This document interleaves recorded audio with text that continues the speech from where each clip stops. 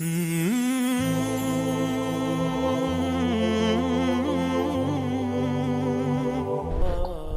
اللہ الرحمن الرحیم، الصلاة والسلام علی رسولہ الکریم وعلی آلہ وصحبہ اجمعین، اما بعد۔ انسان میں ہدایت اور گمراہی دونوں کے لیے پوری طاقت موجود ہے۔ فَأَلْهَمَهَا فُجُورَهَا وَتَقْوَاهَا۔ باہر دو دعوتیں ہیں، ایک شیطان کی ہے، فَبِمَا أَغْوَيْتَنِي لَأُزَيِّنَنَّ لَهُمْ فِي الْأَرْضِ وَلَأُغْوِيَنَّهُمْ أَجْمَعِينَ۔ اس نے بھی یہ نیت کی ہے کہ میں تمام انسانوں کو گمراہ کر دوں، اور دوسری دعوت انبیاء کی ہے جو خیر کی طرف ہے۔ الف لام را کتاب انزلناہ الیک لتخرج الناس من الظلمات الی النور، وہ کہتا ہے وَلَأُغْوِيَنَّهُمْ أَجْمَعِينَ، یہاں کہتا ہے لِتُخْرِجَ النَّاسَ مِنَ الظُّلُمَاتِ إِلَى النُّورِ۔ دونوں طرف مکمل تشکیل کے ارادے ہیں۔ اللہ تعالیٰ یہ چاہتا ہے کہ تمام بنی نوع انسان ظلمت سے نکل کر ہدایت پر آ جائے، شیطانی یہ چاہتا ہے کہ اجمعین، ایک بھی جنت میں نہ جائے، سارے جہنم میں چلے جائیں۔ یہ دو نظام اللہ کے رسول تک بڑے واضح تھے، سے پہلے تک، کہ جب گمراہی پھیلتی تو ایک نبی خالص اس کام کے لیے آ جاتا تھا، اس کو اور کوئی کام نہیں ہوتا تھا۔ اِنَّا أَرْسَلْنَا نُوحًا إِلَىٰ قَوْمٍ، کہ براہ راست ان کو اس کے لیے بھیجا جائے قوم کی طرف۔ وَإِلَىٰ عَادٍ أَخَاهُمْ هُودًا وَإِلَىٰ ثَمُودَ أَخَاهُمْ هُودًا وَإِلَىٰ مَدْيَنَ أَخَاهُمْ هُودًا وَلَقَدْ أَرْسَلْنَا مُوسَىٰ بِآيَاتِنَا۔ تو عیسیٰ علیہ السلام تک بڑی واضح اور کوئی خلط ملط چیز نہیں تھی کہ دعوت کے لیے مستقل داعی آتا تھا، وہ صبح سے شام اس کو اور کوئی کام نہیں ہوتا تھا۔ رب انی دعوت قومی لیلا ونہارا فقد ابلغتکم رسالات ربی اور نصحت لکم اور ابلغتکم وبلغ ما انزل الیک من ربک۔ جب اللہ کے رسول صلی اللہ تعالی علیہ وسلم تشریف لائے تو وہ بھی داعی بن کر آئے، وہاں بھی کوئی اشتباہ نہیں تھا۔ جب آپ چلے گئے تو امت کو دعوت کے لیے منتخب کیا گیا۔ اب آ کر معاملہ سنگین اور سخت امتحان ہو گیا کہ ایک طرف ان کے ساتھ وہ سلسلہ نہیں ہے جو انبیاء کے ساتھ تھا، وہ وحی نہیں، وہ عصمت نہیں، وہ غیبی نظام ایسا نہیں ہے۔ یقیناً نبی اور غیر نبی کا فرق تو ہوتا ہے۔ دوسرا، ان کے ساتھ ان کے معاشی مسائل، ان کے سماجی مسائل، ان کے عائلی مسائل، پھر سیاست بیچ میں آ گئی کہ اللہ نے حکومت دے دی، اقتدار دے دیا، حکومت کے اپنے تقاضے پیدا ہو گئے۔ قرن اول کے بعد عربوں سے علم منتقل ہو کر عجم میں چلا گیا کہ عرب جہاں بانی میں لگ گئے، ملک گیری میں لگ گئے، سیاست میں لگ گئے، علم سارے کا سارا موالی کے پاس چلا گیا۔ یہ جو آخری مفتی تھے، رئیس المفتین سعودی عرب کے شیخ بن باز رحمۃ اللہ علیہ، یہ عرب نہیں تھے، یہ موالی میں سے تھے، موالی میں سے تھے۔ وہ جو اس وقت کے خاندان آباد تھے یہ ان میں سے تھے۔ تو عبد الملک ابن مروان نے ایک دفعہ شعبی سے پوچھا کہ حجاز کا کون ہے مفتی؟ ان کا عطاء بن ابی رباح۔ کہا وہ عجمی ہے کہ عرب ہے؟ کہا عجمی ہے۔ موالی ہے کہ عرب ہے؟ کہا موالی ہے۔ کہا یمن کا کون ہے؟ کہا طاؤس یمانی۔ کہا وہ موالی میں سے ہے کہ عرب میں سے؟ کہا موالی میں سے۔ کہا شام کا کون ہے؟ کہا مکحول ہے۔ کہا تو اس کا مصر کا کون ہے؟ کہا حبیب بن کچھ ہے۔ اور خراسان کا ضحاک بن قیس ہے۔ کہا عراق کا۔ تو شابی کہنے لگے میرے جی میں کہوں حماد، لیکن میں اس کے تیور دیکھ کے یہ سمجھ رہا تھا کہ کہ اگر میں نے کسی غیر عرب کا نام لیا تو یہ مجھے قتل کر دے گا۔ تو میں نے کہا عراق کا ہے ابراہیم نخعی، تو تھا تو 19-20 کا فرق۔ ابراہیم نخعی بھی بہت بڑا نام ہے، لیکن شعبی کہتے ہیں میری ترجیحات تھیں حماد کے لیے، لیکن مجھے ڈر لگا کہ یہ مجھے مار دے گا۔ تو جب میں نے کہا ابراہیم نخعی تو اس نے کہا تو نے میرے اوپر سے ایک بوجھ ہٹا دیا، اب اگر تو کسی موالی کا نام لیتا تو میں مر جاتا۔ سبب کیا تھا کہ حکومت عرب کو ملی نا، تو وہ جیسے آج پیسہ عرب کو ملا ہے تو وہ حفظ کرنا چھوڑ گئیں، علم کی گہرائی ختم ہوتی چلی جائے۔ حکومت سعودیہ نے حفظ کرنے پر انعام رکھا ہوا ہے، لیکن میں وہ حرمین میں ہے نا حفظ کے مکاتب، مدینہ میں بھی مکہ میں بھی، میں وہاں پھرتا ہوں دیکھتا ہوں تو کوئی عرب بچہ حفظ کرتا نظر نہیں آتا، حتیٰ کہ امارات والوں نے بڑا انعام رکھا ہے حفظ قرآن کا، لیکن کوئی عرب بچہ حفظ نہیں کرتا۔ وہاں بھی امارات میں بھی عجم کے بچے حفظ کر رہے ہیں۔ تو اب دعوت اس امت کا منصب تھا لِتَكُونُوا شُهَدَاءَ عَلَى النَّاسِ، سارے عالم کے انسانوں تک اللہ کا پیغام پہنچانا، لیکن اس کے ساتھ اتنی چیزیں اور شامل ہو گئیں کہ وہ روح، میں تو سید سلیمان ندوی رحمۃ اللہ علیہ نے جو مقدمہ لکھا ہے مولانا الیاس اور کے بارے میں جو کتاب لکھی ہے مولانا علی میاں رحمۃ اللہ علیہ نے، تو مولانا الیاس اور ان کی دینی دعوت، تو اس کے شروع میں سید سلیمان ندوی بہت بڑی شخصیت ہیں، انہوں نے مقدمہ لکھا ہے کہ اس امت کا اصل کام تھا دعوت الی اللہ، پر افسوس کہ 100 سال بھی نہ گزرے کہ امت اپنا کام بھول گئی، انہوں نے تو پہلی صدی میں ہی اس کو ختم کر دیا۔ اور کچھ ایسی بے وزن بات نہیں، وہ تو خیر بے وزن میں کا تبصرہ کرنے والا ہوتا کون ہوں، تو بہت بڑی شخصیت ہیں، ان کی بات بڑی تحقیق کے ساتھ اور بڑی محققانہ ہے، اللہ نے ان کو بہت کچھ نوازا تھا۔ تو وہ اسباب ایسے بنے کہ حکومت بھی آ گئی، سیاست بھی آ گئی، آپس کی لڑائیاں بھی شروع ہو گئیں اور دشمن بھی سر پہ چڑھ آئے ہیں۔ تو جو روح دعوت تھی لِتَكُونُوا شُهَدَاءَ عَلَى النَّاسِ، کتنی واضح بات تھی کہ تمہارا کام لوگوں تک پیغام حق کی گواہی پہنچانا ہے، پیغام حق لوگوں تک پہنچانا تمہارے ذمے ہے۔ اور کنتم خیر امت اخرجت للناس، یہاں بھی للطالبین نہیں تھا، للطلبہ، نہ للطالبین نہ للطلبہ نہ للمریدین، کہ شیخ صرف مرید کا فکر کر رہا ہے، ایک شیخ اپنے مسالکین کا، اپنے مریدین کے فکر میں، ایک مہتمم اپنے طلبہ کے فکر میں ہے۔ للناس، ایک بادشاہ اپنی مملکت کے فکر میں ہے، اخرجت للناس۔ تو ایسا بھولا، یہ سارے اسباب میں نے 2-3 دن سے آپ کو امت کا سیاسی پس منظر بتائے کہ وہ کیا اسباب تھے جس سے روح دعوت ماند پڑ گئی۔ اگر یہ دین کی حفاظت کا اللہ نے وعدہ نہ کیا ہوتا تو صحابہ کے بعد اس میں تحریف ہو جاتی، جیسے پہلوں نے کر دی تھی، ہم بھی کر گئے تھے۔ یہ تو اللہ نے کہا اِنَّا نَحْنُ نَزَّلْنَا الذِّكْرَ وَإِنَّا لَهُ لَحَافِظُونَ، میں اس کا حافظ ہوں۔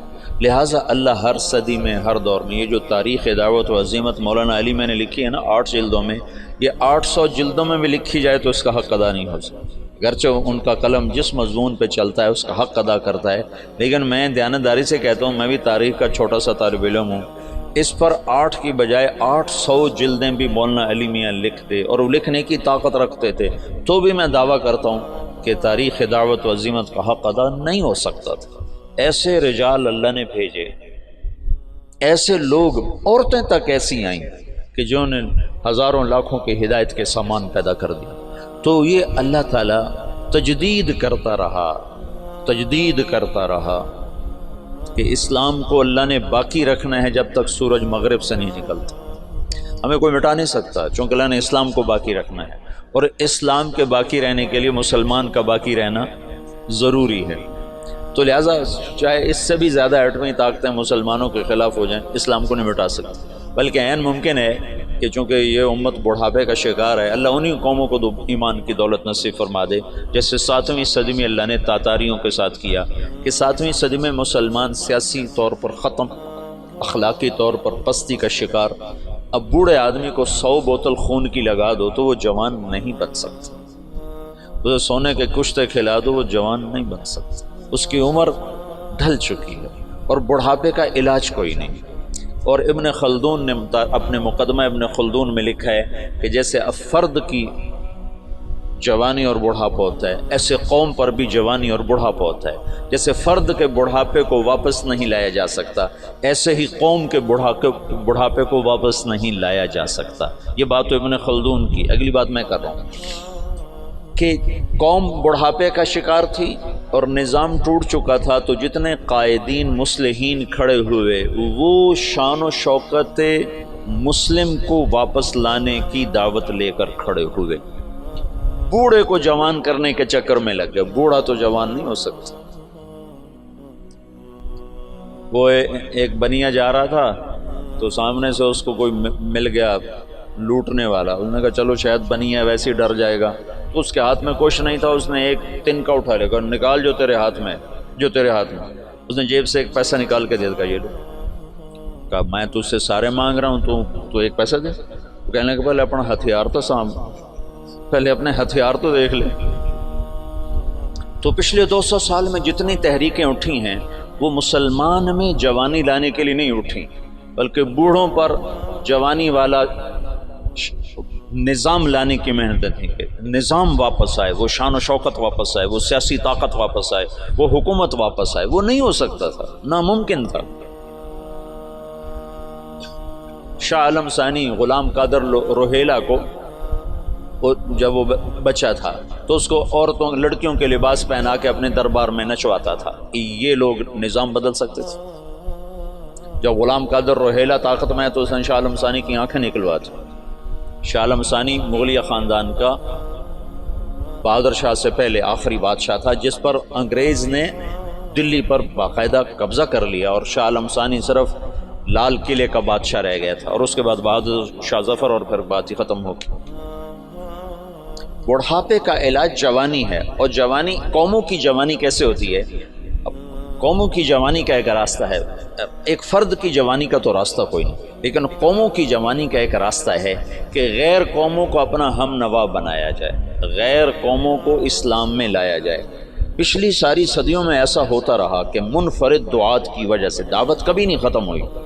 ہاں، جو مولانا الیاس صاحب نے دعوت کو زندہ کیا وہ قرن اول کی طرز پر زندہ کیا کہ ہر مسلمان یہ سمجھے کہ میں دین کا داعی ہوں، میرے ذمہ پوری دنیا میں اللہ کے دین کو پہنچانا ہے، چاہے میری جیب میں ایک پیسہ کوئی۔ یہ سوچ تو اجتماعی طور پہ ختم ہو گئی تھی۔ حضرت تھانوی رحمۃ اللہ علیہ جیسے فرمانے لگے یہ کیا گمراہی کی بات شروع کر دی مولی الیاس، دین کی دعوت تو علماء کا کام ہے، عوام کیا کریں گے؟ میں نے ایک دفعہ یہ دورے والوں کو کہا، میں نے کہا تأمرون بالمعروف وتنہون عن المنکر کا ترجمہ کرو۔ تو نے کہا تم بھلائیوں کی دعوت دیتے ہو، برائیوں کو مٹاتے ہو۔ کتنوں سے پوچھا، سب نے یہی ترجمہ کیا۔ میں نے کہا یہ المعروف جو لفظ ہے اس کا بھی کوئی مطلب ہے؟ یہ اس میں مفعول ہے، اور عرفہ سے یہ اس میں مفعول ہے، تو اس میں مفعول کا ترجمہ کرو۔ وہ کریں بھلائیوں کو پھیلاتے ہو، برائیوں کو مٹاتے ہو۔ تو میں نے کہا اس میں مفعول کا ترجمہ ہے جانی پہچانی چیز، جانی پہچانی چیز۔ بھلائی اور نیکی تو اس کا مرادی ترجمہ ہے۔ میں نے کہا اصل ترجمہ کرو۔ وہ کوئی ایک نہیں بولا، جو صرف شروحات اور کتابیں پڑھتے ہیں وہ ایسے پابند ہو جاتے، دائیں بائیں سوچنے کی صلاحیت ختم ہو جاتی۔ اور منکر، ان کا منکر کہتے ہیں انجانی چیز کو، انجانی چیز کو۔ تم تأمرون بالمعروف، تم جانی پہچانی چیزوں کی دعوت دیتے ہو، وتنہون عن المنکر، اور انجان چیزوں سے تم منع کرتے ہو۔ اس کے ساتھ ایک آیت جوڑو، فَأَلْهَمَهَا فُجُورَهَا وَتَقْوَاهَا، کہ میں نے تیرے اندر نیکی اور بدی کا الہام کر دیا ہے۔ الہام سچ سچ ہے، اس کے لیے کسی شریعت سے دلیل کی ضرورت نہیں۔ ظلم ظلم ہے، اس کے لیے کسی شریعت سے دلیل کی ضرورت کوئی۔ جھوٹ بہت بری چیز ہے، اس کا الہام ہے انسان کے اندر، کسی قرآن و سنت سے دلیل کی ضرورت کوئی نہیں۔ ماں باپ کی نافرمانی، یہ انسانی فطرت اس کا انکار کرتی ہے. زنا کا انسانی اوتزن الحرۃ، کیا بات کہی تھی اس نے؟ ہند بنت عتبہ رضی اللہ تعالیٰ عنہ نے کیا کہا تھا جب اللہ کے نبی نے بیعت لی اور فرمایا کہ تم یہ کرو گے، یہ کرو گے، یہ نہیں کرو گے، یہ نہیں کرو گے، زنا نہیں کرو گی، تو ہندا نے زمانہ جاہلیت میں کہا اوتزن الحرۃ، کیا شریف عورت زنا کر سکتی ہے؟ پتھروں کی پجاری تھی 1 منٹ پہلے تک، بغیر دلیل کے جو چیزیں غلط ہیں وہ منکر ہیں، بغیر دلیل کے جو چیزیں خوبصورت ہیں وہ معروف ہیں. تو اس کے لیے تو ویسے علم کی ضرورت کوئی نہیں. ہاں مدرسے میں پڑھنے پڑھانے کے لیے علم کی ضرورت ہے، حدود شریعت بتانے سمجھانے کے لیے علم کی ضرورت ہے. تبلیغ کے لیے تو علم کی ضرورت نہیں ہے. تبلیغ تو معروفات کی دعوت ہے، اور معروف کا مطلب جانی پہچانی، توحید جانی پہچانی چیز. افلا ينظرون الى الابل كيف خلقت والى السماء كيف رفعت والى الجبال كيف نصبت والى الارض كيف سطحت. یہ ساری جو اللہ تعالیٰ بتا رہا ہے یہ وہ چیزیں ہیں کہ جو بغیر دلیل کے ٹھکتی ہیں. وہ جو بدو نے کہا تھا البعرۃ تدل على البعیر والاثر يدل على المسیر تأمرون بالمعروف. تم جانی پہچانی چیزوں کی تبلیغ کرتے. اور میں تو تفسیریں پڑھتا نہیں نا، نہ مجھے اب نہ میرا سر اتنا تھکا رہتا ہے کہ مجھے پڑھائی نہیں جاتی. تو مجھے خیال ہے المعروف کا مطلب ہے جانا پہچانا. معرف بالعامل اس میں معرفہ، رجل الرجل. معروفات وہ عمل ہیں جس کو انسان عقلاً جانتا ہے، منکرات وہ عمل ہیں جن کو انسان عقلاً برا جانتا ہے. اس کے لیے تو کسی دلیل کسی حجت کی جو مجھے تو علم نہیں میں تبلیغ کیا کروں. تم یہ نہیں کہہ سکتے بھائی اللہ کی مان لے اللہ بہت بڑا ہے، اس کے لیے کیا علم چاہیے؟ بھائی اللہ کی نافرمانی نہ کر اللہ بہت بڑا ہے، اس کے لیے کیا علم چاہیے؟ بھائی اللہ کے رسول کی مان لے دونوں جہان کی کامیابی کا راستہ لے کر آئیں. اب بھائی دوزخ سے بچ جا جنت والا بن جا، یہ تبلیغ ہے.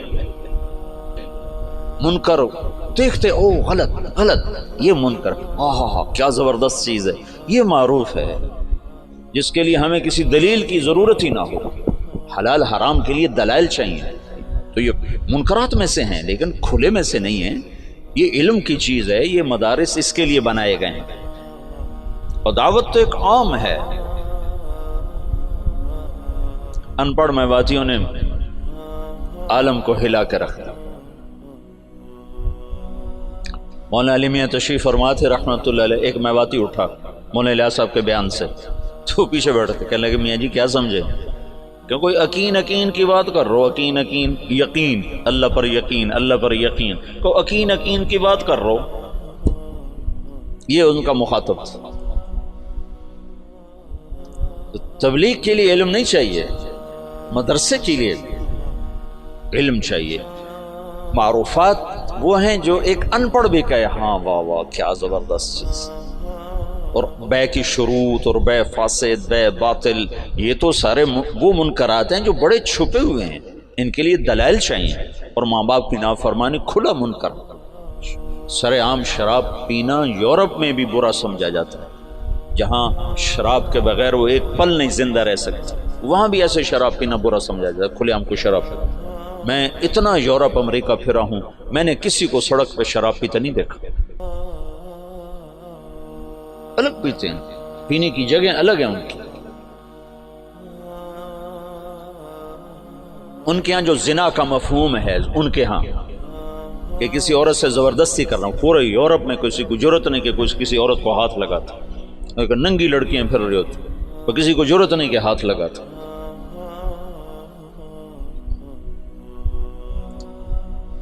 تامرون بالمعروف، معروفات، معروف اس میں مفعول نہ کہ نیکی ہے. عرف بھی اسی سے ہے نا، ابھی عرف. تو دعوت اس امت کا فرض منصبی ہے، فرض منصبی جو امت کے ہر فرد کے لیے ہے. لیکن سیاست، حکومت، گھر، معاشرت یہ چیزیں رکاوٹ بن کر آئیں. اور نبیوں جیسا انتخاب نہ تھا، وہ تو اور کوئی کام کر ہی نہیں سکتا. اس کو تو وہی آ رہی. داؤد علیہ السلام نے ایک دن مقرر کیا کہ میں اللہ کی عبادت کروں گا, کسی سے نہیں ملوں گا. بڑی اونچی دیواریں بنائیں, اندر بیٹھ گئے, بس اللہ اللہ کروں گا, کسی سے نہیں ملوں گا. ایک دن مقرر کیا. پہلا دن تھا اور اذ تصور المحراب, 2 فرشتے انسانی شکل میں دیوار پلانگ کے اندر. ففزع منہم, داؤد علیہ السلام ڈر گئے. کس لیے کہ دیوار اتنی اونچی ہے کہ کوئی اس کو کود کر پار نہیں کر سکتا, دروازہ بند ہے, اور دیوار اتنی اونچی ہے کہ اس سے اوپر چڑھ کر کوئی آ نہیں سکتا. یہ کہاں سے آ گیا, یہ کون ہے؟ انہوں نے کہا لا تخف خصمان بغا بعضنا علی بعض, بھائی ہم دونوں میں جھگڑا ہو گیا, آپ مہربانی کرو ہمارا جھگڑا نہیں اٹھاتا. ان هذا اخی له 99 نعجہ ولی نعجۃ واحدہ فقال اکفلنیها وعزنی فی الخطاب. یہ جھگڑا تو ایک 5 سال کا بچہ بھی نہیں مٹا سکتا. تو وہ جو داؤد علیہ السلام سجدے میں گرے اور فاستغفر ربہ, اور وہ کس بات پر استغفار ہے؟ یہ اللہ کی تنبیہ تھی کہ داؤد تو نبی بن کر آیا ہے, تو عابد بن کر نہیں آیا. عبادت بعد میں ہے, دعوت پہلے ہے. یہ دن میں نے لوگوں کے لیے رکھا ہے, اور تو نے بندگی کرنی ہے تو رات کو کر. تو کسی سے نہیں ملنا چاہتا تو رات کا وقت اس کے لیے مقرر کر. قم اللیل الا قلیلا ومن اللیل فتہجد بہ نافلۃ لک وباللیل. یہ جو رات کا وقت ہے, وبالاسحار هم یستغفرون, یہ رات کو تم اٹھو اور میرے مجھ سے باتیں کرو, کسی سے نہ ملو, لیکن دن میں تم دروازے بند کرو, دیواریں اونچی کرو, تو یہ منصب نبوت کے خلاف ہے. اس پر استغفار کیا ہے, اس پر توبہ کی ہے, اور اس پر اللہ کے سامنے معافی مانگے کہ اوہ یا اللہ میں معافی چاہتا ہوں, میں معافی چاہتا ہوں.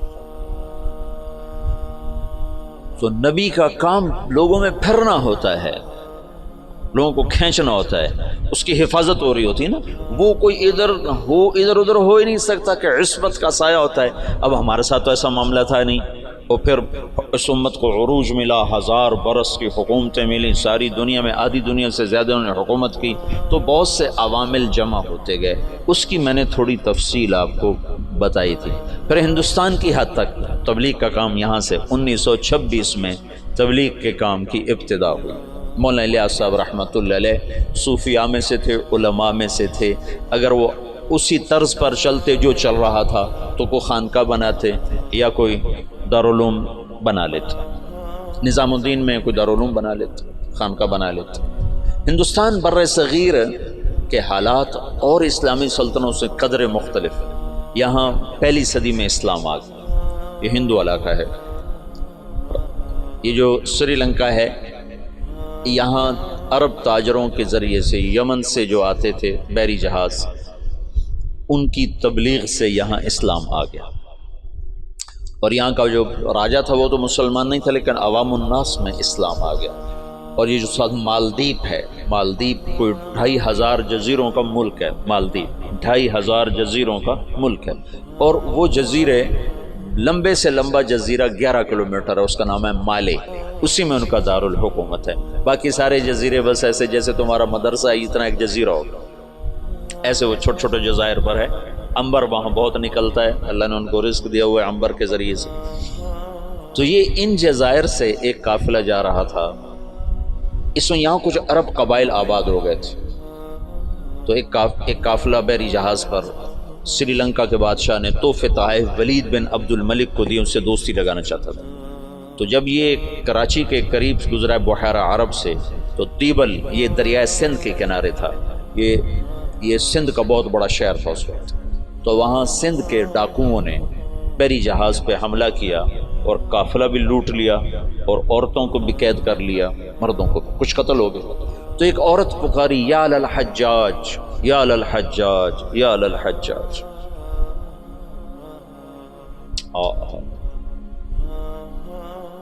عروج کے دور میں فاسق کیسے ایمان والا تھا.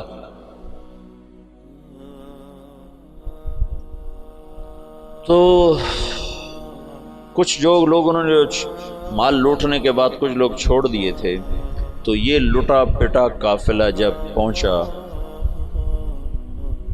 عراق میں تو حجاج کو ملا اور انہوں نے کہا کہ ایک بہن نے کہا تھا یا الحجاج، تو وہ کھڑا ہو گیا اپنے کرسی سے، کہ لبیک یا اخت الاسلام، لبیک یا اخت الاسلام، لبیک یا اخت الاسلام، اور کہا میرے اوپر حرام ہے بیوی بھی اور بستر پہ سونا بھی جب تک میں اس بہن کی مدد کو نہ پہنچوں۔ ایک جس کے بارے میں اللہ کے نبی کا کہنا ہے کہ وہ بنو ثقیف میں ایک مبیر ہو، ایک صفاق ہو، صفاق ترین فاسق ترین انسان غیرت ایمانی سے ایسا بھرا ہوا ہے کہ میرے اوپر بیوی حرام ہے، میرے اوپر بستر پہ سونا حرام ہے جب تک میں اس بہن کی مدد کو نہ پہنچوں۔ اور اس نے اسی وقت ایک لشکر تیار کیا، عبید اللہ بن نبحان رحمۃ اللہ علیہ کو امیر بنایا اور ان کو 3000 کا لشکر، 4000 کا لشکر دے کے روانہ کیا۔ وہ لشکر شکست کھا گیا اور عبید اللہ شہید ہو گئے۔ پھر اس نے دوسرا لشکر روانہ کیا، یہ سارے عراق سے تھے۔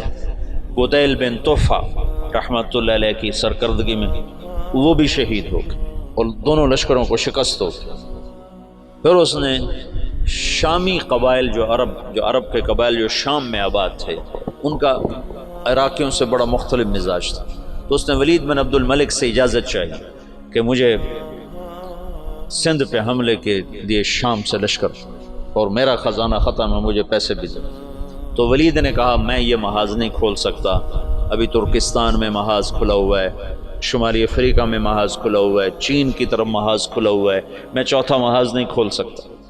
تو حجاج نے کہا جتنا پیسہ مجھے دو کے قرضہ ہے اور میں یہ دگنا کر کے بیت المال میں واپس کروں گا۔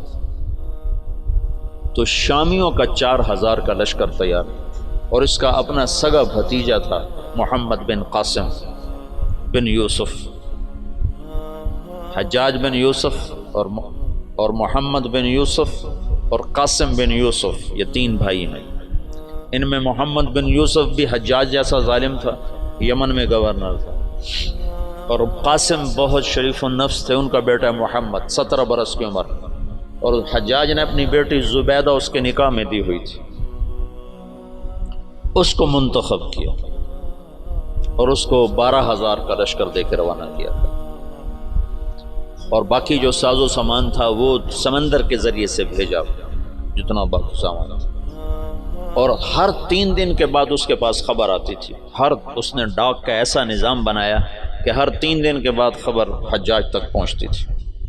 اس طرح راستے میں چوکیاں قائم کی، اور پورے جنگ کا نقشہ حجاج بصرے میں بیٹھ کے خود کنٹرول کر رہا تھا۔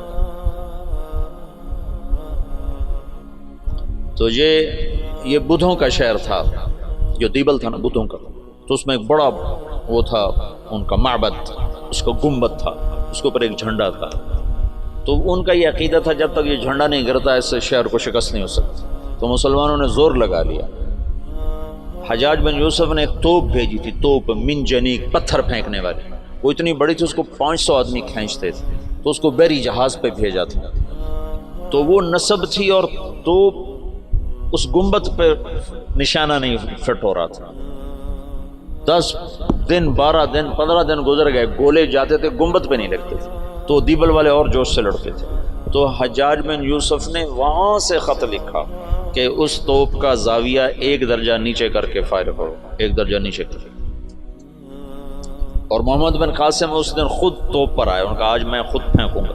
تو محمد بن قاسم نے خود اس دن پتھر تو رکھنے والے بہت سے لوگ ہوتے تھے، پھر اس نے خود اس کو کھینچ کے جو پھینکا تو پہلا ہی پتھر جا کے جھنڈے پہ لگا اور گنبد پہ لگا، اور گنبد ٹوٹا تو شہر والوں نے ہتھیار پھینک دیے۔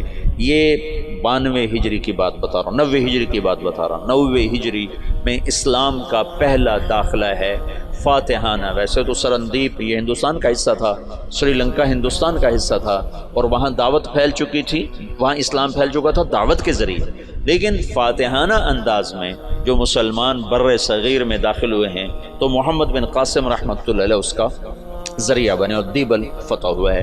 راجہ داہر اس وقت وہ پورے سندھ کا بادشاہ، پورا ہندوستان دو حصوں میں تقسیم تھا، ہند اور سندھ۔ سندھ یہ نہیں جو آج ہے، یہ سندھ بمبئی تک تھا، یہ سندھ بمبئی تک اور دیپال پور تک اور ادھر سے بمبئی تک، یہ ایک پورا علاقہ تھا، باقی ہند الگ علاقہ تھا۔ راجہ داہر اس سارے کا بادشاہ تھا۔ راجہ داہر ایک دفعہ بیٹھا تھا تو ایک نجومی آیا، تو اس کی بہن بھی ساتھ بیٹھی تھی، تو اس کی بہن نے اپنا ہاتھ دکھا دیا نجومی کو کہ میرا ہاتھ دیکھو۔ نجومی نے کہا یہ لڑکی آئندہ سندھ کے بادشاہ کی بیوی بنے گی۔ تو راجہ داہر تو پریشان ہو گیا، یہ میرے گھر میں میرا دشمن پیدا ہو رہا ہے۔ تو اس نے اپنے وزیر کو بلایا، کہنے لگا نجومی نے کہا ہے کہ یہ میری جو بہن ہے یہ سندھ کے بادشاہ کی بیگم بنے گی۔ تو وزیر نے کہا تو خود شادی کر لے سے، قصہ ہی ختم۔ میں نے کہا بے غیرت مجھے کروائے گا، ساری دنیا کیا کہے گی بہن سے شادی کر لی۔ تو وزیر چپ ہو گیا۔ اس نے ایک بکری لے کر اس پر مٹی مل دی، مٹی کی تہ پہلے اس پر اچھی طرح لگائی، پھر اس کے اوپر باریک مٹی ڈالی، پھر اس پر پھول کے بیج ڈالے اور اس کو ہلکا ہلکا پانی لگوانا شروع۔ تو اس کے پشت کے اوپر پھول ہی پھول ہو گئے۔ تو اس نے وہ بکری ایک نوکر کو دی کہ جاؤ اسے بازار کا چکر لگواؤ۔ تو میں نے چکر لگوایا تو سارا شہر اکٹھا ہو گیا، بکری کے اوپر پھول، بکری کے اوپر پھول، سب حیران پریشان۔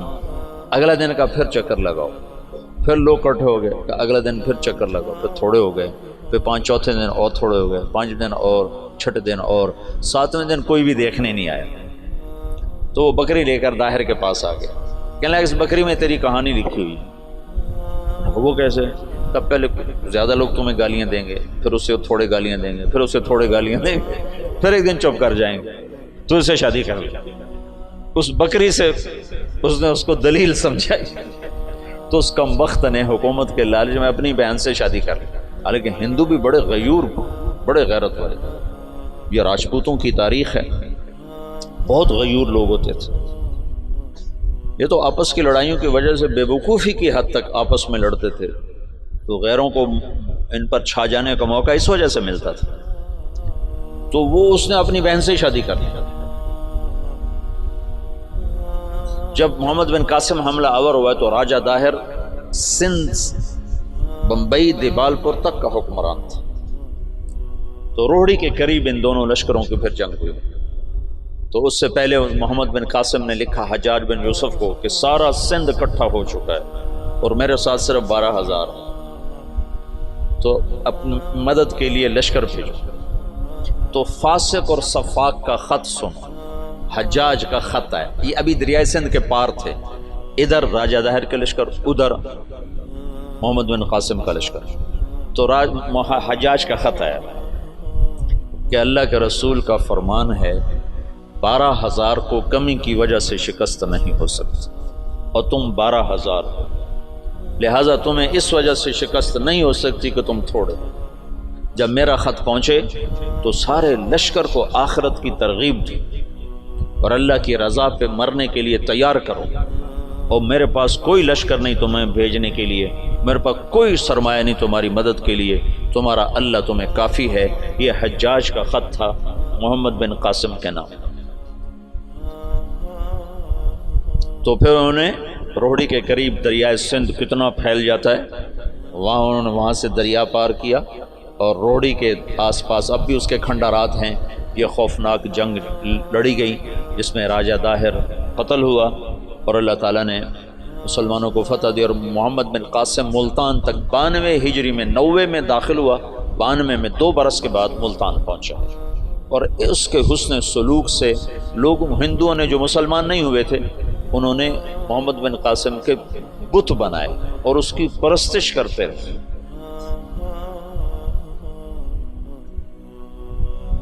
یہ اس طرف سے 92 ہجری میں اسلام داخل ہوا ہے۔ پھر اس کے بعد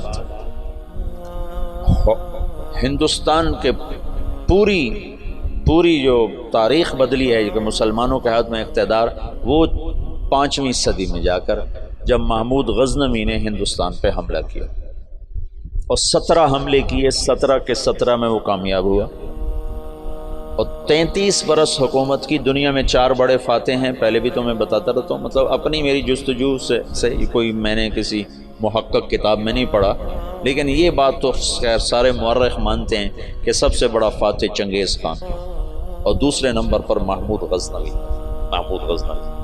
آگے 2 میں نے خود لگائے ہیں، تیسرے نمبر پر سکندر یونانی ہے اور چوتھے نمبر پر تیمور لنگڑا ہے۔ مجھے اس پہ بڑا غصہ آتا ہے، کم بخت نے بڑے مسلمان ذبح کی۔ میں حیران ہوں تفتہ زانی کیسے اس کے ساتھ رہتا تھا، تو ایسا صفاق کم بخت تھا۔ وہ جب شہر پہ حملہ کرتا تو پہلے دن سفید جھنڈا لہراتا، اس کا مطلب تھا کہ اگر تم دروازے کھول دو گے تو ہم صرف تمہارا مال لوٹیں گے، تمہیں کچھ نہیں کہیں۔ دوسرے دن سرخ جھنڈا لہراتا تھا کہ اب ہم تمہارے فوجی قتل کریں گے، تمہارا مال لوٹیں گے، تمہیں کچھ نہیں کہیں۔ تیسرے دن سیاہ جھنڈا لہراتا تھا کہ اب جتنے بھی ذی نفس ہیں سب کو قتل کریں گے اور تمہارا مال بھی لوٹیں گے، اور وہ کم بخت ایسا ہی کرتا رہا۔ میرا تو کبھی کبھی جی چاہتا ہے کہ اس کا خاتمہ بھی ایمان پہ نہ ہوا ہو، ایسا اس نے ظلم کیا۔ باقی اللہ غفور الرحیم ہے، ہم اس کی رحمت کو نہ بند کر سکتے ہیں نہ پابند کر سکتے ہیں۔ چاہے تو ابو جہل کو جنت میں ڈال دو، اسے کوئی پوچھنے والا نہیں ہے۔ یہ خطا اللہ نہ کرے ہم سے ہو کہ ہم اللہ کی رحمت کوئی پابند بنا دیں۔ ہم کم ظرف ہیں نا، کم ظرفی کی وجہ سے کسی پہ زیادہ غصہ آ جاتا ہے، کسی کے ساتھ ہمدردیاں وابستہ ہو جاتی ہیں، کسی پر قہر چڑھ جاتا ہے، لیکن اس کی رحمتی وسعت کل شیء، تو اس کی رحمت کے آگے خربوں تیمور بھی ہوں تو بخشے جا سکتے ہیں، ایک تیمور کی کیا بات ہے۔ تو محمود غزنوی فاتح ہند ہے، اس نے ہندوستان کے لیے اسلام کا دروازہ کھولا اور 33 برس کی حکومت، اور فاتح عالم ثانی ہے۔ چنگیز خان کے بعد یہ دوسرے نمبر کا شاہ سوار ہے۔ وہ کافر تھا، 2 کافر 2 مسلمان، ایک کافر نما مسلم، ایک کھرا مسلمان۔ سب سے پہلے سلطان کا لقب پانے والا محمود غزنوی ہے۔ سلطان کا جو لقب سب سے پہلے ملا ہے وہ محمود کو ملا ہے، سلطان محمود غزنوی۔ اس کا باپ غلام تھا، غلام سبکتگین غلام تھا۔ یہ گیا شکار کھیلنے، تو ایک ہرنی کا بچہ اس نے شکار کیا، تو اس کو اٹھا کر اس نے گھوڑے پہ رکھا، ذبح نہیں کیا، گھوڑے پہ رکھا، گھر جا کے ذبح کروں، اور واپس موڑا۔ ایسے اس کے پیچھے نظر پڑی تو اس نے دیکھا وہ اس بچے کی ماں اس کے پیچھے آ رہی تھی، تو اس نے اس کو دیکھا تو اسے ترس آیا، تو اس نے بچے کو چھوڑ دیا۔ تو بچہ جا کے ماں سے جو ملا تو ہرنی نے تشکرانہ یوں سبکتگین کے آگے یوں سر جھکایا کہ تیری بڑی مہربانی۔ رات کو سبکتگین نے خواب دیکھا کہ تو نے مخلوق پہ رحم کیا، اس کے سلے میں اللہ نے تیری اولاد کے لیے بادشاہی کا فیصلہ کر دیا۔ تو سبکتگین نوکر سے ایک صوبے کا گورنر بنا، اور محمود غزنوی آدھی سے زیادہ دنیا کا بادشاہ بنا، اور غزنی پوری دنیا کا کسی زمانے میں سب سے خوبصورت شہر بنا۔ میں جب پڑھتا تھا رائمنڈ میں تو میں نے خواب دیکھا کہ میں اپنے آبائی قبرستان گیا جہاں ہمارے بزرگ دفن ہیں، وہاں سے نکلا تو 2 کتے میرے پیچھے لگے، ایک کالا ایک سفید۔ تو میں نے ایک کتے کو پکڑا ٹانگوں سے اور دوسرے کتے پہ مارنا شروع کیا، مار اس دونوں کو ختم کر دیا۔ تو وہاں مجھے 2 خرگوش کے بچے نظر آئے، تو میں نے وہ اٹھا لیے۔ یہ وہ دور تھا جب جنگل زیادہ ہوتا تھا اور خرگوش کا شکار کیا کرتے تھے، کبھی جالی کے ساتھ کبھی کتوں کے ساتھ، پھر ان کو بھوننا پکانا، یہ وہ غالباً وہی لاشعور کی بات ہوگی۔ تو میں نے وہ خرگوش کے بچے اٹھا لیے اور میں چل پڑا۔ پیچھے مڑ کے دیکھا تو خرگوش نہیں یوں دیکھ رہے، تو مجھے خواب میں سبکتگین یاد آ گیا۔ خواب میں اس نے بھی ہرنی پہ رحم کھایا تھا، تو میں نے دونوں بچے چھوڑ دیے۔ تو میں نے کہا یا اللہ ہرنی پہ رحم کھانے پر تو نے سبکتگین کو حکومت عطا فرمائی تھی. یہ مقام میں دعا کر رہا ہوں، میں تجھ سے حکومت کا طلبگار نہیں، میں تجھ سے چاہتا ہوں تو مجھے سارے عالم کی ہدایت کے لیے قبول فرما لے. یہ خواب میں نے دعا کیا اور پھر میں نے گھر کی طرف چلنا شروع کیا. 2 قدم چلا تو میں ہوا میں اڑنے لگا، پھر میں اڑتا ہوا گھر پہنچا. یہ آج مجھے کوئی 35 سال کے بعد خواب یاد آیا ہے، وہ سبکتگین کی وجہ سے یاد آ گیا. تو محمود 33 سال کی حکومت کے بعد فوت ہوا ہے 416 ہجری میں. 1974 میں غزنی میں زلزلہ آیا اور محمود کا مزار بھی ٹوٹ گیا، قبر بھی پھٹ گئی. ظاہر شاہ کا مرحوم کا زمانہ تھا، تو اس نے قبر کو دوبارہ اور گنبد کو مزار کو دوبارہ بنوانے کا حکم دیا. تو انہیں ساری قبر کھول دی. ساری قبر کھودی تو اندر کچھ بھی نہیں تھا. تو ان کو جستجو ہوئی تو انہوں نے تھوڑا سا اور کھدائی کی، تو پھر نیچے سے ایک اور وہ لحد نکل آئی. لحد، وہ جو اس لحد میں اس کا تابوت پڑا ہوا تھا، لکڑی کا تابوت صحیح سلامت، جیسے کوئی ابھی رکھ کر گیا. اور اس کو اس وقت قبر میں گئے ہوئے 1000 برس ہو چکے ہیں. 1000 برس وہ لکڑی سلامت ہے. تو ان کو جستجو ہوئی، جب لکڑی سلامت ہے تو اندر پتہ نہیں کیا ہوگا. تو ایک فرانسیسی انجینئر تھا، وہ کھول رہا. تو اس نے پیچ کھول کے جب ڈھکن اٹھایا تو بے ہوش ہو کے پیچھے گرا، یوں گرا. تو پیچھے جو مسلمان تھے انہوں نے آگے دیکھا تو محمود اپنے تابوت میں ایسے پڑا تھا جیسے ابھی سویا، اور اس کا سیدھا ہاتھ سینے پر تھا یہاں، اور اس کا کفن یہاں تک ہٹا ہوا تھا. آدھا سینہ اس کا ننگا تھا اور سینے پر ہاتھ تھا، اور ایسے سویا تھا جیسے ابھی کوئی اس کو سلا کر گیا. تو انہیں ہاتھ کو اٹھا کر دیکھا تو نرم گوداز. تو پھر اس کو رکھا، بند کیا، وہاں دوبارہ اس کو دفن کیا. میرے محبوب صلی اللہ علیہ وسلم ایسی زندگی لائے ہیں کہ مسجد کا امام نہیں، 3 بر اعظم کا بادشاہ بھی مرنے کے بعد ایسے اعزاز پا سکتا. شہید بھی نہیں ہے، تبھی موت مرا ہے. ٹی بی میں ٹی بی ہو گئی تھی، تب تک ٹی بی سے مرا تھا. اور قبر اس پر ایسے فدا ہے کہ اس کے بال کو بھی نہیں اکھیڑا. ایسی زندگی اسلام ہمیں دیتا ہے کہ مر کے بھی زندہ رہ جاؤ.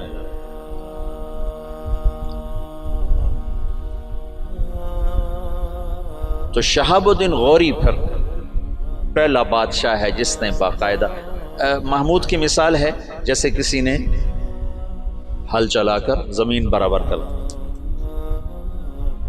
اس کے پاس ایک شخص آیا کہ حضرت کا سلطان میں بہت مظلوم ہوں. کیا ہے؟ کہ تمہارا بھانجا تیسرے چوتھے روز میرے گھر آتا ہے، میری بیوی کے ساتھ برا کرتا ہے، مجھے گھر سے نکال دیتا. میری تجھ تک پہنچ بڑی مشکل سے ہوئی. تو محمود کا رنگ غصے سے سرخ ہو. اس نے کہا آئندہ جب ایسا واقعہ ہو فوراً میرے پاس آ. اور درباریوں سے کہا یہ شخص جب پہنچے، میں سو بھی رہا ہوں تو مجھے اٹھایا جائے. تیسری رات وہ آیا، تیسری رات بھاگتا ہوا. تو سلطان اس کے ساتھ اٹھا اور اس کے گھر پہنچا، اور اندر جاتے اس نے پہلے چراغ بجھایا، پھر ایک وار کر کے اس کا سر اتارا. پھر ساتھ ہی وہ زمین پہ گر کے کہنے لگا ویحک اسقط، تیرا بھلا ہو جلدی سے پانی لا. تو بھاگ کے گیا، پانی لایا، پانی پہ کہنے لگا چراغ جلاؤ. چراغ جلایا تو مقتول کو دیکھ کر اس نے کہا الحمدللہ. تو اس نے پوچھا سلطان یہ کیسے ہوا؟ میں کچھ باتیں سمجھنا چاہتا ہوں. تم نے چراغ آتے ہی بجھایا، قتل کر کے زمین پہ گر گئے، پانی مانگا. اس کو دیکھ کے الحمدللہ کہا. یہ کیا مسئلہ ہے؟ تو محمود نے کہا جس دن تم فریاد لے کر آئے تھے میں نے قسم کھائی تھی نہ کھاؤں گا، نہ پیوں گا، نہ سوؤں گا. میں 3 دن سے بھوکا بھی ہوں، پیاسا بھی اور جاگا بھی ہوں کہ جب تک تیری مدد نہ کر لوں میرے اوپر کھانا پینا سونا حرام. آج تیسری رات کا جاگا ہوں، ایک لقمہ کھانا نہیں کھایا، ایک گھونٹ پانی نہیں پیا. گرا میں اس لیے، پانی میں نے اس لیے، چراغ میں نے اس لیے بجھایا کہ اگر میرا بھانجا ہے تو میری تلوار کہیں کانپ نہ جائے، وار صحیح کرے. اور الحمدللہ میں نے اس لیے کہا کہ یہ میرے خاندان کا بھی نہیں چہ جائے کہ میرا بھانجا ہو. یہ تو کوئی میرے نام پہ تمہاری عزت لوٹتا رہا.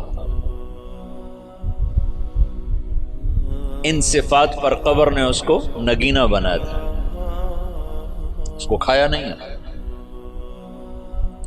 شہاب الدین غوری سے حکومت کی ابتدا ہوتی ہے بر صغیر باقاعدہ،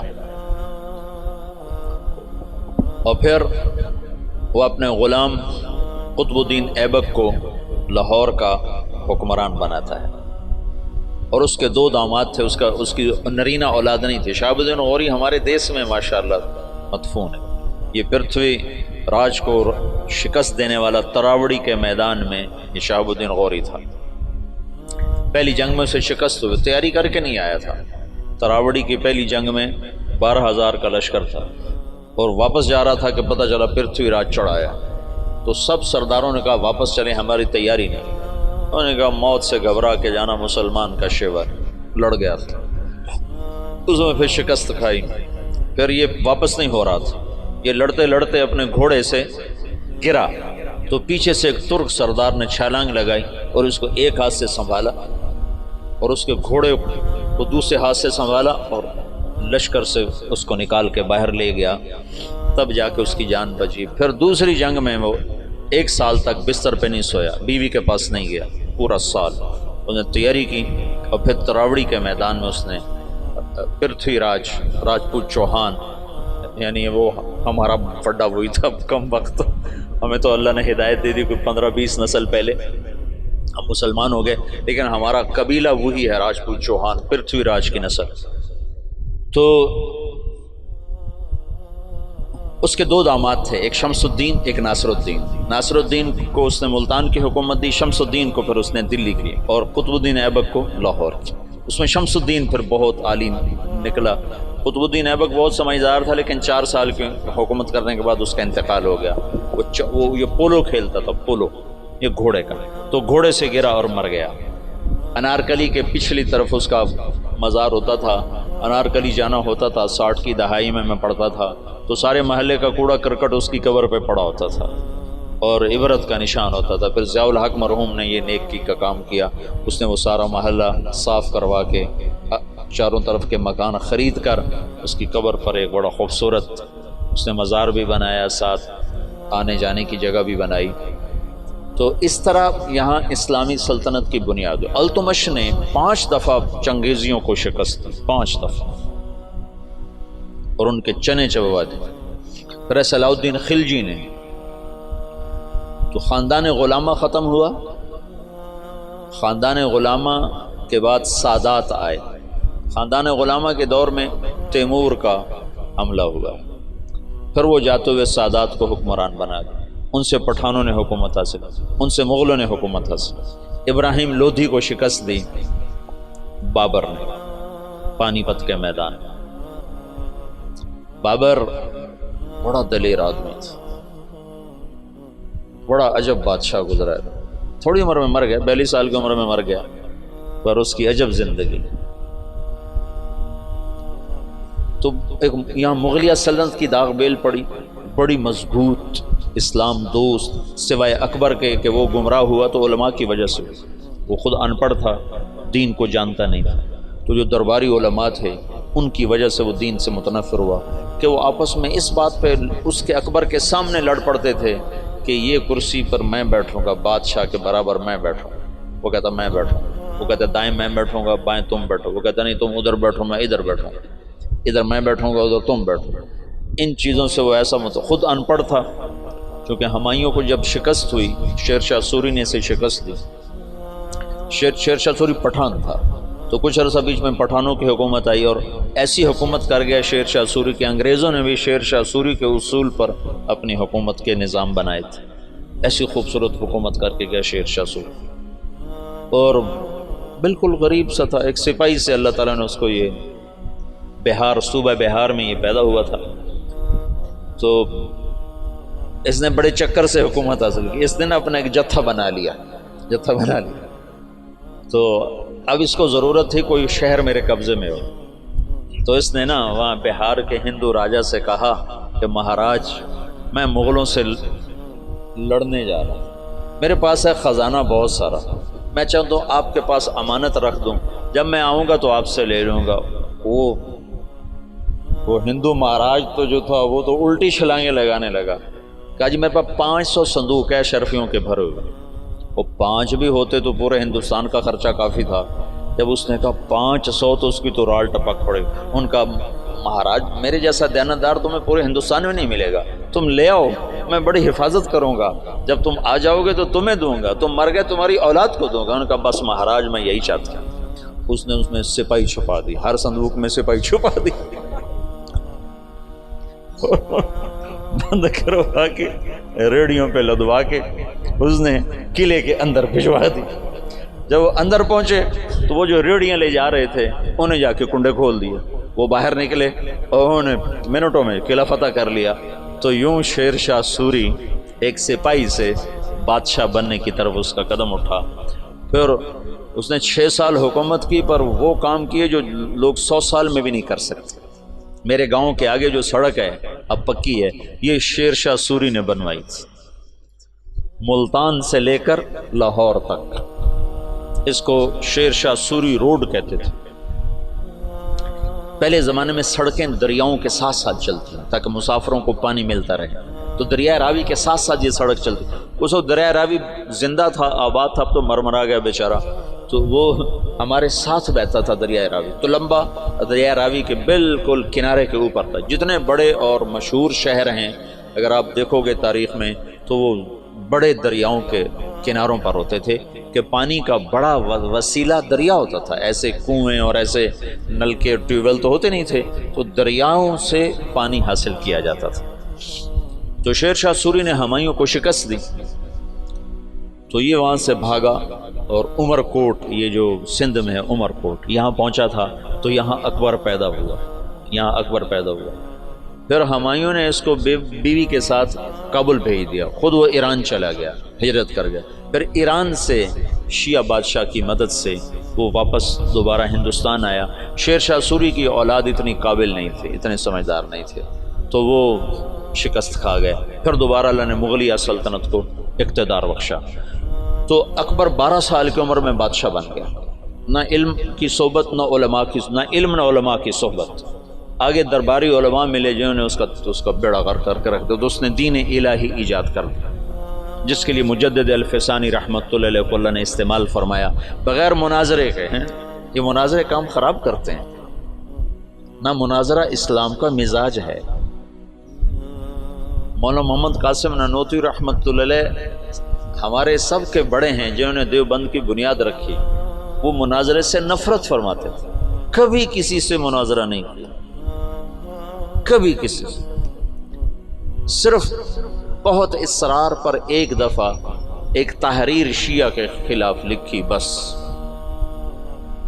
جس پر مسلمان کا نام آتا تھا اس سے مناظرہ نہیں کرتے تھے، حالانکہ وہ ایسے مناظر تھے کہ وہ آریاؤں سے اور عیسائیوں سے، غیر مسلموں سے بادشاہ تھے مناظر کے۔ رحمۃ اللہ کرانوی صاحب رحمۃ اللہ علیہ، مولانا رحمۃ اللہ کرانوی، اگر یہ لوگ نہ ہوتے تو بر صغیر اندلس ہوتا، اسپین ہوتا، یہ تو لوگ آ گئے تھے۔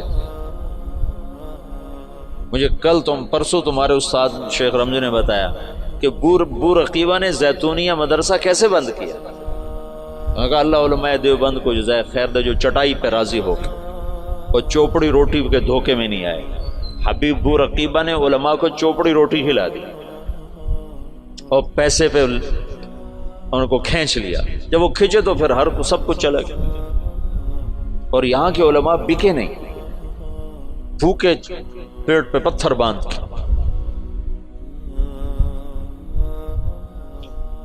حضرت نانوتوی کو نا والی دکن حیدرآباد نے خط لکھا کہ حضرت آپ میرے پاس تشریف لائیں، میں آپ کو 500 روپے مہینہ تنخواہ دوں گا۔ 500 روپے مہینہ 50 لاکھ روپیہ مہینہ ہے آج کا، 50 لاکھ روپیہ مہینہ۔ تو حضرت نانوتوی نے خط لکھا کہ میں دیوبند میں پڑھاتا ہوں، میری 5 روپے تنخواہ ہے، 2 روپے میں مدرسے میں چندہ دے دیتا ہوں، تو 2 روپے میں میرے میاں بیوی کا بخوبی گزارا ہو جاتا ہے، اور 5واں روپیہ مجھے سارے مہینے پریشان کرتا ہے کہ اس کا کیا کروں، تو 500 کو لے کے کیا کروں گا؟ 500 کو لے کے کیا کروں گا؟ تو یہاں علماء کی ایک کھیپ ایسی آئی جو بکے نہیں،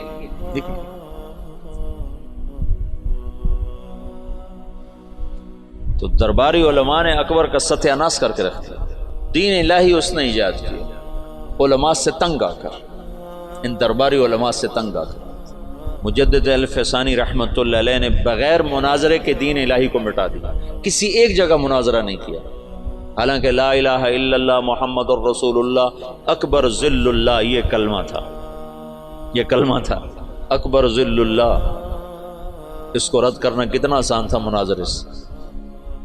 گائے کا ذبح کرنا بند، شراب حلال، اکبر کو سجدہ، سورج کی پوجا، صبح بالکونی کھول کے اکبر سورج کے سامنے کتنے دیر تک مالا جپتا تھا۔ داڑھی منڈانا ضروری، داڑھی رکھنا حرام،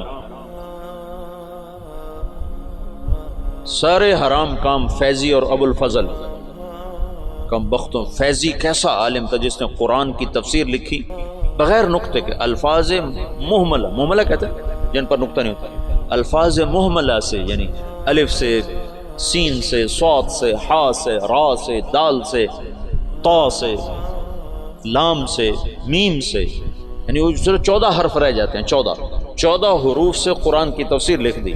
اور سوات الالہام، اور اکبر کو گمراہ کرنے والا وہ ہے دین الہی۔ ایک دفعہ کسی نے پوچھا کیا کر رہے ہو فیضی سے، کہا الہات کے مزے لے رہا، کہا الہات کے مزے لے رہا۔ جہانگیر آگے مجدد الفسانی کا صحبت یافتہ نکلا۔ مثبت انداز سے جو کام ہوتا ہے وہی پائیدار ہوتا ہے۔ اتنا بڑا کام مولانا الیاس فرماتے تھے میرا کام مجدد الفسانی والا، میں نے مجدد الفسانی کو سامنے رکھا ہے کہ ان کا طرز یہ تھا کہ وہ مٹی ہوئی سنت کے مقابلے میں جو بدعت ہوتی تھی اس کی تردید نہیں فرماتے تھے مجدد الفسانی، بلکہ مٹی ہوئی سنت کے فضائل بیان اتنا فرماتے تھے کہ سنت چھا جاتی تھی، بدعت مٹ جاتی تھی، روشنی آئی اور اندھیرا چلا گیا۔ یہ تھا اندھیرے کے جانے کے لیے کوئی حجت اور دلیل تو نہیں ہوتی نا، سورج کے آنے کی دیر ہوتی ہے اندھیرا چلا جاتا ہے، پھر کہنا تو نہیں پڑتا اندھیرے صاحب منٹو رپاؤ سورج آ گیا، تو خود ہی چلا جاتا۔ بغیر مناظرے کے دین الہی کو مٹا دیا۔ ابو الفضل زندہ کی کھال کھچوا دی تھی شیخو پورے میں۔ یہ جو شیخو پورہ ہے نا، یہ جہانگیر کے نام پر ہے۔ جہانگیر بڑی منتوں سے ملا تھا، ابو یہ اکبر کے اولاد نہیں ہوتی تھی۔ ایسے میرا پنڈورا باکس کھل جاتا ہے تو کہاں کی کہانیاں اکٹھی ہو جاتی ہیں، تو پھر مجھے خود یاد نہیں رہتا میں کیا کہہ رہا تھا اور کدھر چلا گیا۔ تو بڑی دعاؤں کے بعد جہانگیر ملا تھا، پیدل گیا تھا اجمیر تک دعا مانگنے، اجمیر تک پیدل گیا تھا دعا مانگنے کہ اللہ تعالیٰ مجھے بچہ عطا فرمائے، تو اللہ نے جہانگیر دیا۔ اس کی نخلیت، جہانگیر بہت نیک متقی بادشاہ، اس پر ایسے ہی بہت زیادہ افتراء ہیں، بہتان ہیں، بہت سارے، کچھ کمیاں تھی بھی سی بادشاہوں میں ہوتی ہیں، لیکن اس کا یہی بہت بڑا احسان ہے کہ اس نے دین الہی کو ختم کیا۔ تو یہ شیخو پورہ جہانگیر نے آباد کیا تھا۔ اکبر اپنے بیٹے جہانگیر کو شیخو کہا کرتا تھا پیار سے، شیخو بابا، شیخو بابا۔ ویسے نام اس کا سلیم تھا، جہانگیر اس کا لقب تھا، اور شیخو اس کا ابا اسے کہا کرتا تھا، شیخو بابا۔ تو اس نے یہ ہرن مینار بھی جو بنایا ہے، اس کا ایک ہرن تھا جہانگیر کا، اسے بہت پیار کرتا تھا، وہ مر گیا، اس کے غم میں اس نے ہرن مینار بنایا۔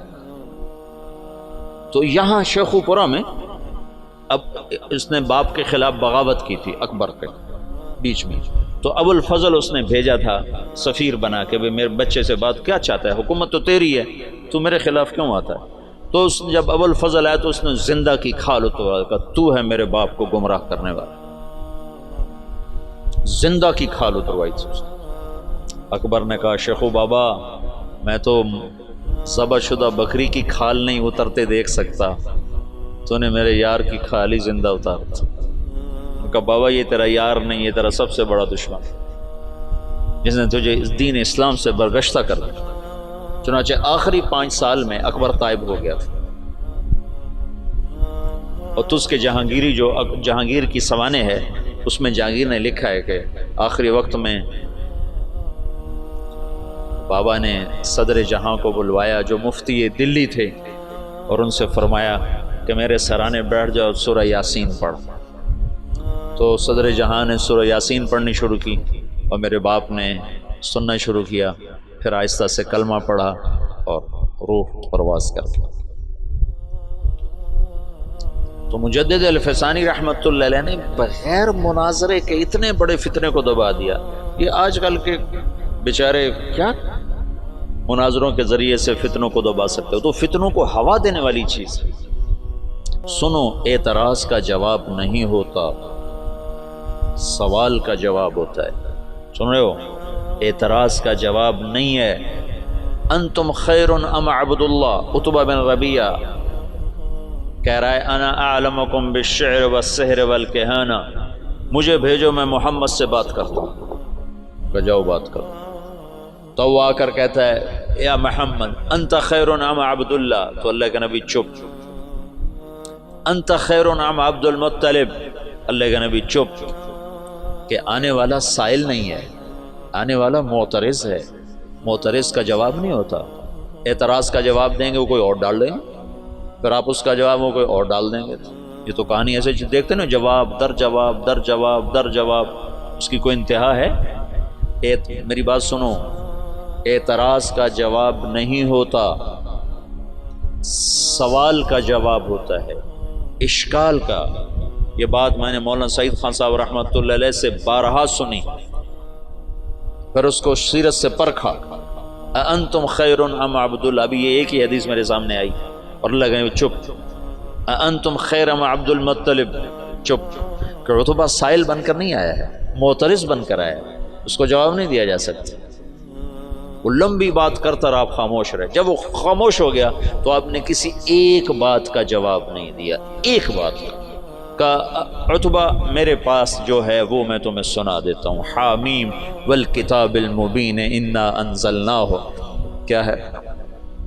قرآنا عربی، حامیم والکتاب المبین قرآنا عربی لقوم یعلمون بشیرا ونذیرا فاعذر اکثرهم فهم لا یسمعون وقولوا قلوبنا فی اکنۃ مما تدعونا الیہ سے لے کر فإن اعرضوا فقل انذرتکم صاعقۃ مثل صاعقۃ عاد وثمود، یہاں تک قرآن پڑھ کے سنا دیں۔ انا انزلناہ قرآنا عربیا لقوم یعلمون بشیرا ونذیرا فاعرض اکثرهم فهم لا یسمعون، اس کو پڑھتے چلے جاؤ۔ یہ سارا قرآن سنا، ایک بات کا جواب نہیں، ایک بات کا۔ تمہیں جوش اٹھتا ہوگا کہ ہم جواب دیں گے، ہم جواب دیں گے، اور اس لیے کہ اگلا سائل ہی نہیں ہے، اگلا تو معترض۔ ایک جاٹ کے منہ سے نکل گیا کوا سفید ہوتا ہے، کالا نہیں ہوتا۔ انہیں کہا میاں کالا ہوتا، انہیں کہا نہیں ہوندہ ہی بگا، چٹا ہوندہ ہی نہیں۔ تو انہیں کہا چلو مناظرہ کرو مناظرہ۔ تو اس کی بیوی نے کہا مر جاویں، کالا ہوندہ ہے، تو کدے آکھے جانا پہ؟ اس نے کہا میں مننا ہی نہیں، کالا ہوندہ ہے تو میں کون منے سے؟ میں مننا ہی نہیں، تو تم کیسے بے وقوف ہو جو کوے کو سفید کہنے والے کو منانا چاہتے ہو؟ کیوں وقت ضائع کرتے ہو؟ اس سے بات کر لو جس کا ذہن صاف ہے۔ معترض کا جواب نہیں ہے۔ تو آج کل اعتراض ہیں، سوال نہیں ہے۔ سائل کا ضرور جواب ہے، اشکال کا جواب ہے، سوال کا جواب ہے، اعتراض کا جواب نہیں ہے۔ مناظرے، جواب در جواب، یہ سب وقت ضائع کرنے کی چیزیں۔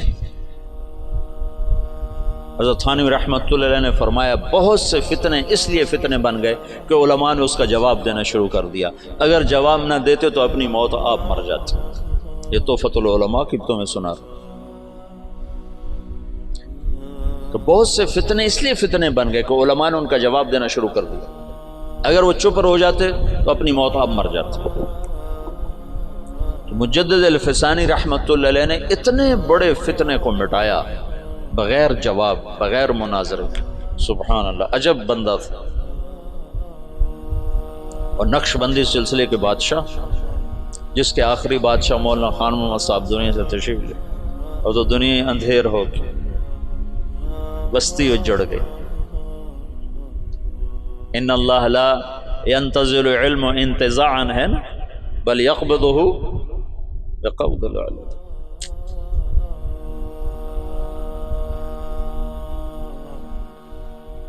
زمانہ خالی ہو گیا. خلت الدیار فصدت غیر مسود ومن الشقاء تفردی بالسودت. مغل سلطنت پہ زوال آنا تھا، ہر ایک پہ زوال آیا ہے. بر صغیر میں اسلام کی 800-900 برس حکومت رہی ہے، پھر زوال کا آنا ایک بدیہی چیز. جہانگیر کے سر میں درد تھا. دیکھو جب صلیبی جنگیں ہوئی ہیں نا 12ویں صدی میں، یعنی صدی عیسوی میں، اور اس میں مکمل شکست ہوئی، تو یورپ کی سوچ بدل گئی. جیسے 1945 میں جب جاپان پہ بم گرایا امریکہ نے، ہیروشیما ناگاساکی، تو ان کا صدر تھا ہیرو ہیٹو. اس نے کہا اب ہم ان سے علم کے میدان میں جنگ لڑیں گے، ہم ہتھیار کی جنگ ہار گئے. تو اس نے اپنی نسل کو اٹھا کے یورپ بھیجا، امریکہ بھیجا، انہیں اعلیٰ تعلیم دلوائی، پھر ان کے ذریعے سے ساری ٹیکنالوجی کا جاپانی زبان میں ترجمہ کروایا، پھر اس پہ لگایا. آج وہ اتنا بڑا عفریت بنا ہے کہ امریکہ اس کے سامنے بلی کی طرح بن چکا ہے. تو مغرب نے سوچا کہ ہم ان کو میدان میں شکست نہیں دے سکتے، تو انہیں اپنے علم کو اپنا میدان بنایا. جہانگیر کے سر میں درد ہے، آرام نہیں آ رہا. اب طب یونانی میں کوئی ایسی دوائی نہیں کہ سر درد اور فوری آرام آ جائے، کوئی ایسی دوائی نہیں. تو انگریز جو تھے وہ انہوں نے کالونیاں بنا لی تھی تھوڑی تھوڑی، تجارت کے لیے. تو ان کے خواب و خیال میں بھی نہیں تھا کہ مغل سلطنت سے ہم ٹکر لینے والے ہیں. تو ایک انگریز ڈاکٹر تھا، اس نے اس کو گولی پیش کی کہ جناب آپ یہ کھائیں. 15 منٹ کے بعد جہانگیر کا درد دور ہو گیا. کہا تم کیا بلا کھلائی ہے مجھے؟ وہ سر درد کا کہا مانگ کیا مانگتا ہے؟ تو کم بخت ایسے سیانے تھے، اپنے لیے کچھ نہیں مانگا. کہا میری قوم کو تجارت کی باقاعدہ اجازت تھی.